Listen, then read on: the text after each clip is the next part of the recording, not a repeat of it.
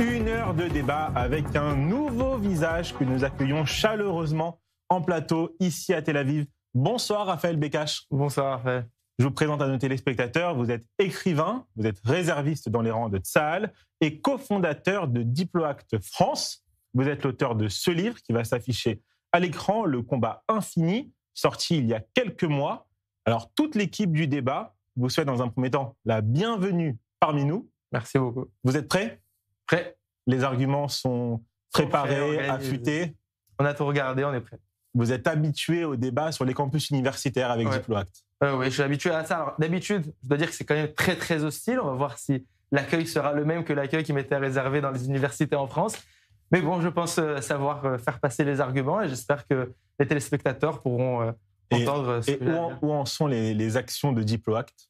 Alors, Diploact, il faut dire que j'ai quitté l'organisation il y a maintenant 6-7 mois, mais c'est encore présent. On peut le voir déjà sur les réseaux sociaux. J'invite tous les téléspectateurs à regarder sur Instagram, notamment leurs actions, et évidemment encore actifs dans une délégation et à aider aussi les communautés juives à avoir des outils pour pouvoir mieux parler d'Israël et mieux défendre Israël face aux fausses accusations. Vous faites des formations auprès de la jeunesse juive francophone pour pouvoir avoir les arguments et les armes à la main et à la bouche pour pouvoir répondre aux attaques verbales et sur les réseaux sociaux. Exactement. Avoir les outils, les connaissances historiques, les bases qui permettent de répondre facilement et de manière juste face aux fausses accusations qui sont faites malheureusement contre Israël.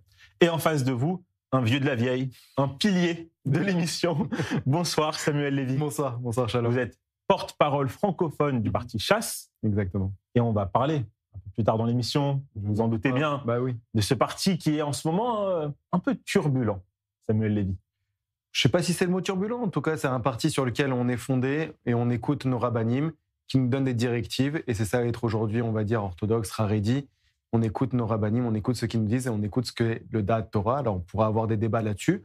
Je pense que Chasse, en tout cas, a sa place dans la coalition. J'espère que cette loi sur la circonscription des orthodoxes va arriver à bon terme et pour apaiser.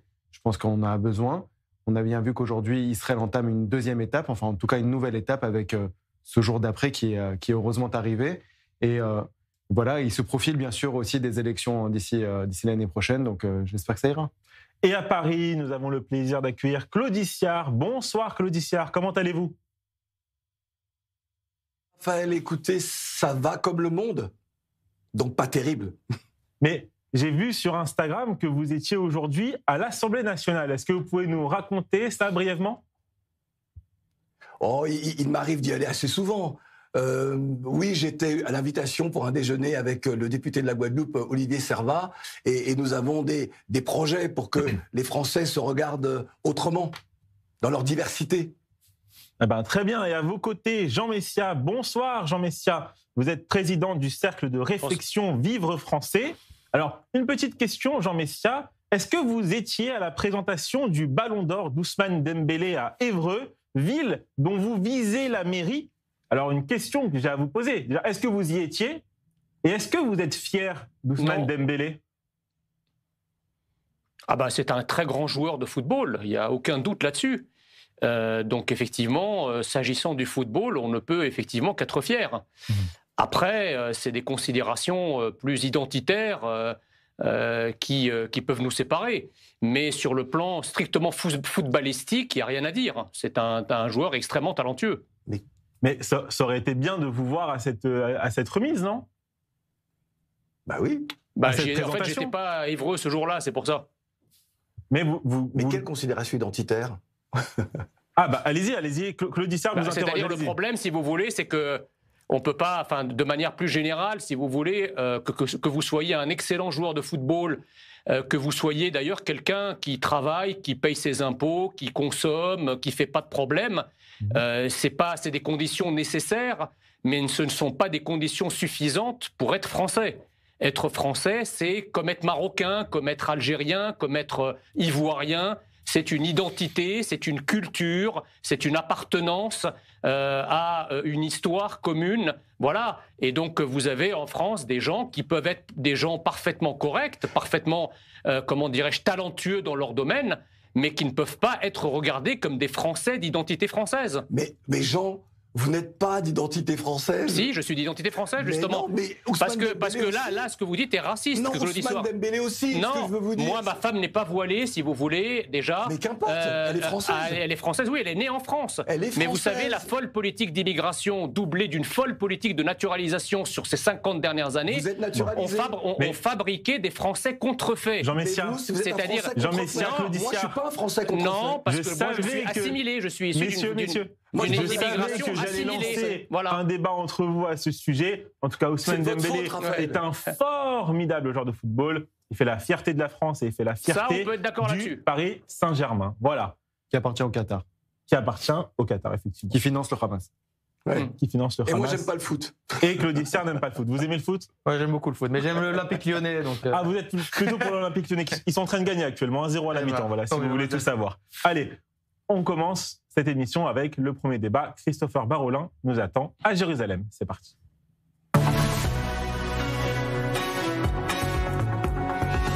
Juif français assimilé à la France. Tu me dis que t'es un Français Bonsoir contrefait, Christopher. tu me Toute juges sur la l'administration Trump a débarqué en Israël et ils ont d'une seule voix critiqué les votes sur la Judée et la Samarie hier à la Knesset. En fait, la journée a été pleine de rebondissements à ce sujet. Oui, Marco Rubio a quitté les bureaux du Premier ministre israélien ici derrière moi à Jérusalem il y a quelques secondes à peine. Son convoi est parti. Il a fait une rapide déclaration à la presse sur la situation uniquement concernant le plan américain dans la bande de Gaza. Il a dit qu'il était optimiste sur sa mise à exécution et notamment sur les prochaines phases qui arriveraient. C'est tout ce qu'il a dit à la presse. Il n'a pas pris de questions. Il ne s'est pas exprimé à nouveau, en effet, sur ces votes qui ont suscité la colère des États-Unis, les votes concernant Maale Adoumim et une annexion, entre guillemets, une reconnaissance de la souveraineté israélienne en Cisjordanie, Judée, Samarie. Marco Rubio, avant de s'envoler, avant de rencontrer le Premier ministre israélien, avait dénoncé ce vote et avait affirmé que ça avait toujours été la politique américaine de dénoncer toute annexation, toute reconnaissance d'une souveraineté israélienne en Cisjordanie, Judée, Samarie, sauf que ça n'a pas toujours été le cas. Le mois dernier, souvenez-vous, quand il y a ces pays européens qui reconnaissaient un État palestinien, eh bien, il y avait des discussions autour d'une reconnaissance d'une partie de la souveraineté israélienne sur certaines villes en Judée-Samarie, Cisjordanie.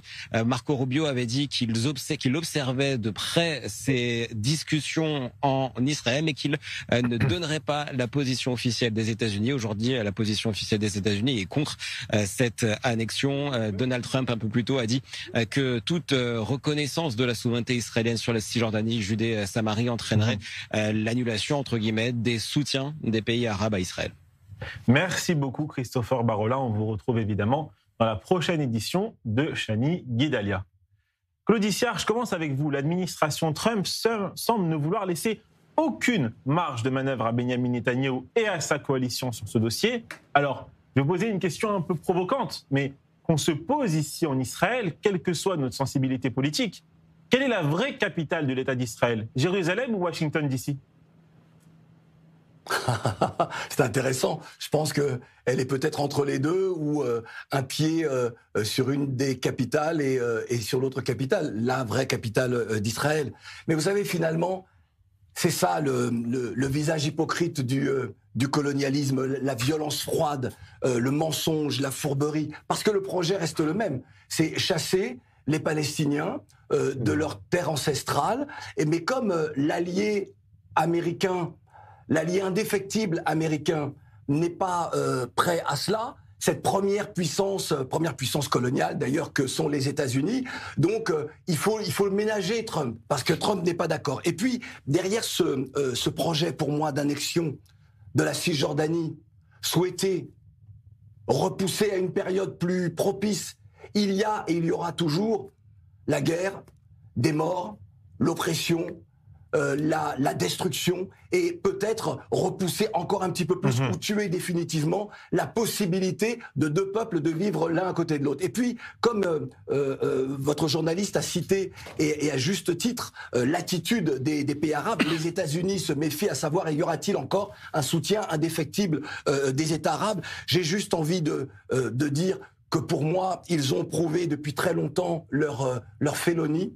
Ils ont prouvé depuis très longtemps leur incapacité à jouer un rôle réel, si ce n'est celui qu'on leur permet de jouer à un moment très précis. Et puis, je voudrais également citer l'Union européenne, qui est incapable d'avoir une position très claire pour justement imposer à Benyamin Netanyahou en lui disant « il n'est pas possible que la Cisjordanie soit annexée un jour ». Jean Messia, la Knesset, on en a parlé, souhaite qu'Israël applique sa souveraineté totale en Judée et en Samarie. Mais en parlant de souveraineté, Israël est-il lui-même un pays souverain ? Écoutez, je pense qu'Israël est un pays, en effet, un pays souverain, qu'Israël ait des alliés, bon, c'est pas très original, je veux dire, vous avez des tas de pays. Est-ce que l'Ukraine aujourd'hui, on peut dire qu'elle est souveraine ?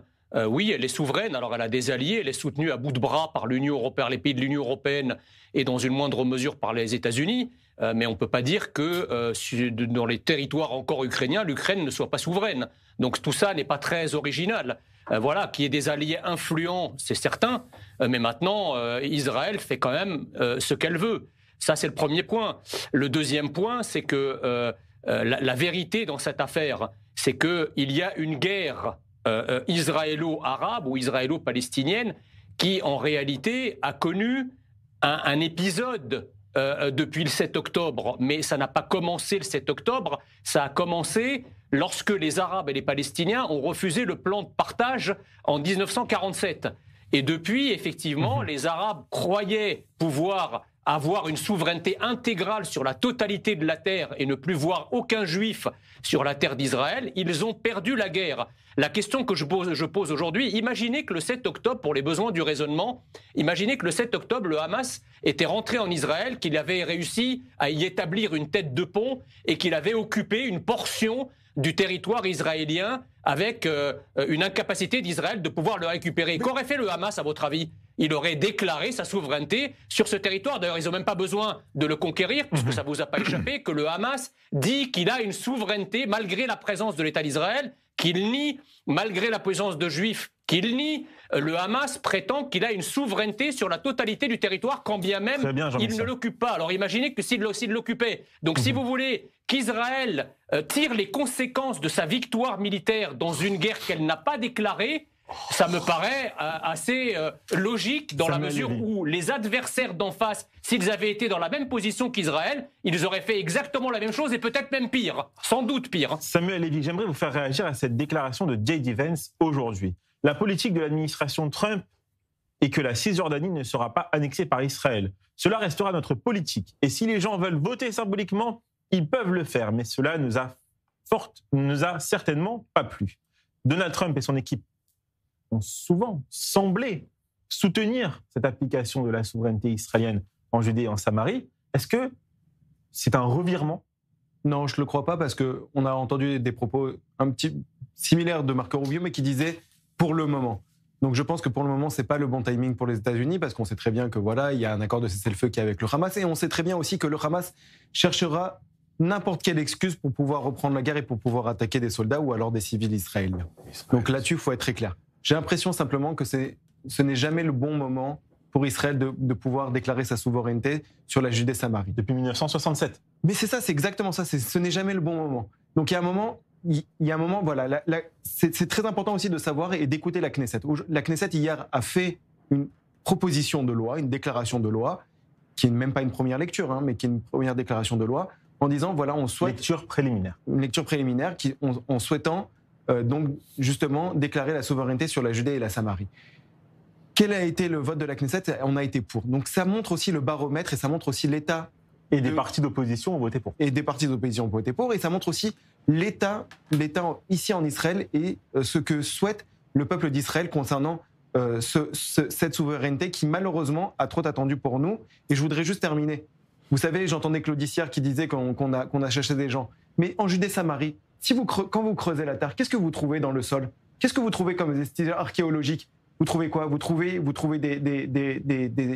des traces du royaume de Judée, trouvez des vestiges du roi David, ainsi de suite. Citez-moi un roi palestinien, citez-moi une pièce de monnaie palestinienne. On ne va pas lancer Claude Issière parce que Raphaël Becache attend pour avoir la parole. Raphaël Becache, la journée a également été marquée par la polémique provoquée par la déclaration de Bezalel Smotrich. On la voit s'afficher à l'écran. Le ministre des Finances, il est revenu sur ses propos, il a présenté ses excuses. Mais parlons du fond, Raphaël Bekkach. Si je vous dis, tout de suite, un État palestinien contre une normalisation avec l'Arabie Saoudite, je vous donne le stylo, vous signez ? Ça dépend dans quelle forme. Il y a beaucoup de formes dans lesquelles je signe. Et si on arrive à une paix qui est sur du long terme, on pourrait signer. La question, c'est malgré tout aussi avec quel leadership palestinien est-ce qu'on aurait cet État-là. Mais je pense que ça peut être effectivement quelque chose d'intéressant dans le long terme. Mais je voudrais aussi dire une petite phrase sur ce qu'a dit Claudie. Claudie a parlé de colonialisme en parlant de ces plans-là, en utilisant la terminologie de Cisjordanie. Donc en prenant le nom de la Judée-Samarie quand ça appartenait à la Jordanie et non territoire palestinien. Donc le colonialisme, visiblement, le dérange, mais le dérange seulement quand c'est un colonialisme américain ou israélien, quand c'est un colonialisme arabe. À l'inverse, il utilise ces termes-là. Ensuite, ça me dérange. Pourtant, vous utilisez Cisjordanie. Alors, si ça vous dérange, utilisez territoire palestinien. Mais si tous vous les utilisez... colonialismes me dérangent. Alors, n'utilisez pas Cisjordanie. Vous avez d'autres termes très faciles à utiliser. Cisjordanie, c'est quand c'est rallié à la Transjordanie pour créer la Jordanie. Mais eux s'appellent les Cisjordanie, la Cisjordanie. Ils s'appellent les Palestiniens. Que je dis, ils s'appellent les Palestiniens. Des autres. Ils s'appellent les Palestiniens, ils ne s'appellent pas les Jordaniens. Maintenant, pour revenir sur... Quel est le nom officiel de ce territoire ? La Judée-Samarie est le terme officiel.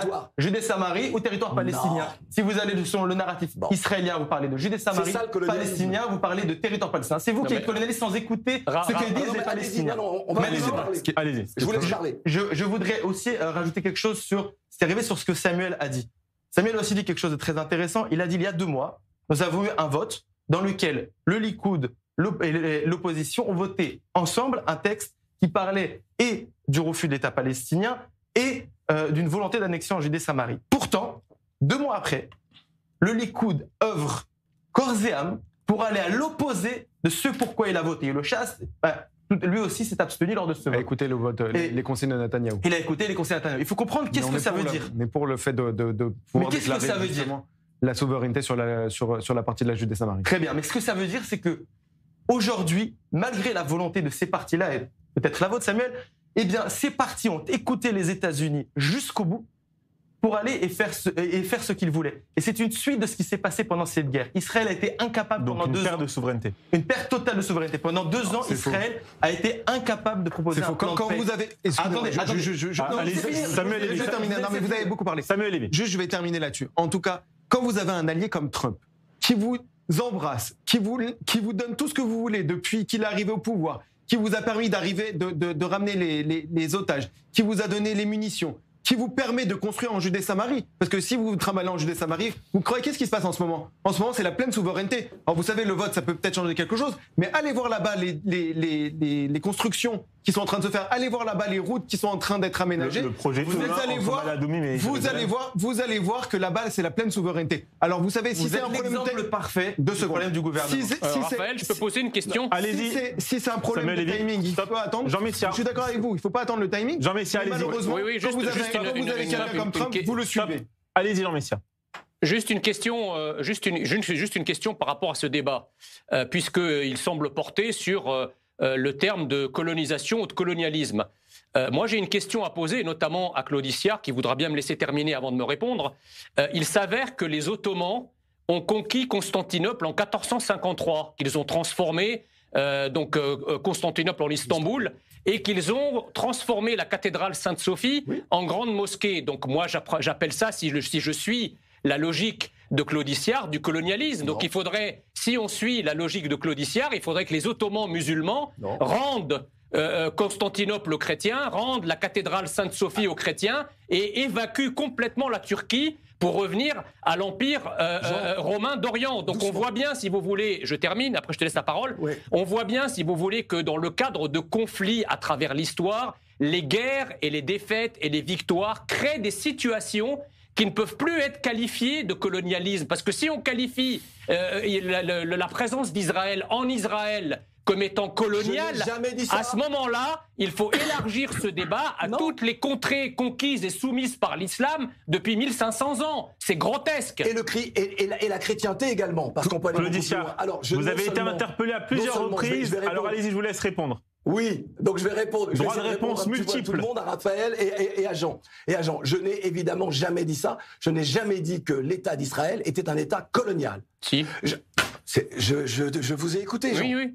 Je n'ai jamais dit ça, simplement. Les territoires, puisque les frontières d'Israël sont des frontières très clairement définies. C'est l'État d'Israël.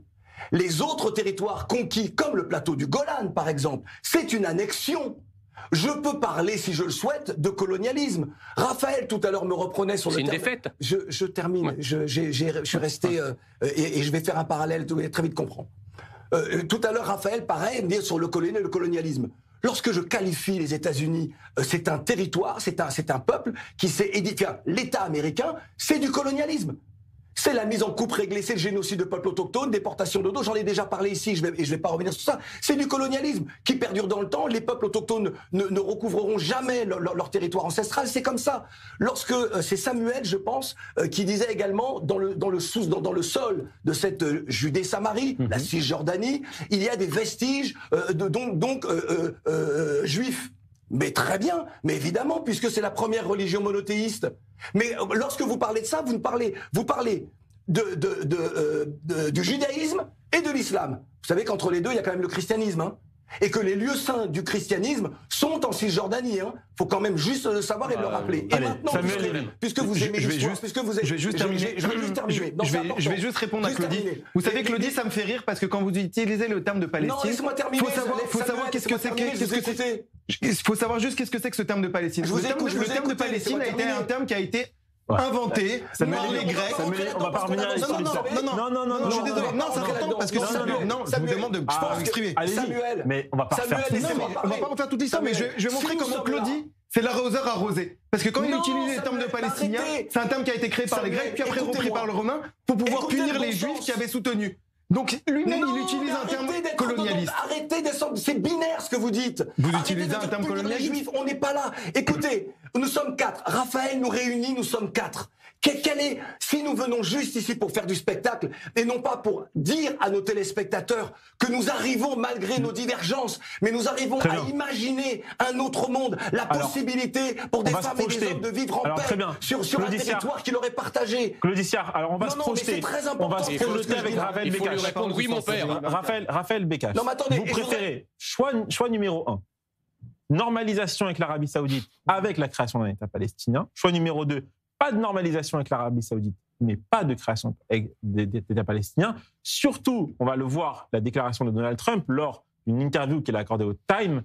La couverture du Time va s'afficher à l'écran. Il a prédit que l'Arabie Saoudite et Israël signeront un accord de normalisation d'ici la fin de l'année. Est-ce que vous y croyez? Et vous vous rendez compte que celui qui parle du futur d'Israël en ce moment, ce n'est pas nos ministres à nous, c'est Donald Trump, le président américain. J'entends que c'est notre meilleur allié, là-dessus Samuel a raison. Mais Samuel est l'exemple type du problème du gouvernement actuel. Le problème du gouvernement actuel, laissez-moi répondre. Samuel, vous avez déjà compris une fois, je peux finir la deuxième fois. Allez-y. Le gouvernement actuel n'a été capable d'avancer en rien sur la guerre. C'est les États-Unis qui ont dû venir et finir cette guerre. C'est ce qu'a dit Trump aujourd'hui dans le Time. Votre meilleur ami. Il a dit que Bibi a été le plus grand guerrier depuis la création de l'État d'Israël. Par contre, et le gouvernement actuel Israël a été sauvé après les attaques de l'Iran. Heureusement que les États-Unis étaient là. Non. On peut aussi critiquer là-dessus. Pour moi, Israël aurait dû continuer ses attaques en Iran. Et encore une fois, écoutez Trump. Encore une fois, c'est Trump qui a décidé. Non, parce c'est une autre question. Claudie, laissez-moi finir. Mais maintenant, pour revenir à ce que je disais, Israël n'a été incapable de protéger. Maintenant, les États-Unis nous dictent. J'entends que c'est notre meilleur ami. C'est pas la première fois qu'Israël a des meilleurs amis. Mais d'autres gouvernements depuis 48, avant vous, on a besoin des États-Unis. Justement, dans les gouvernements avant vous, nous avons eu du vrai leadership qui a réussi à prendre des décisions contre ses meilleurs alliés. Ben Gurion en 67 contre les Français. Golda Meir en 73 déjà contre les États-Unis. Alors vous allez citer Benjamin Netanyahou contre à l'époque de Barack Obama dans ce cas-là aussi. Et même dans contre Biden. Contre Joe Biden. Mais contre Biden, j'en suis désolé, mais j'ai un exemple, moi, en tant que réserviste, qui est évident, dans lequel il n'a pas été suffisamment contre Biden. Nous aurions dû commencer par Rafah. D'accord? Mais tout le point on aurait pu ne pas rentrer à Rafah. Un grand stratège. On aurait pu ne pas rentrer du tout à Rafah, non.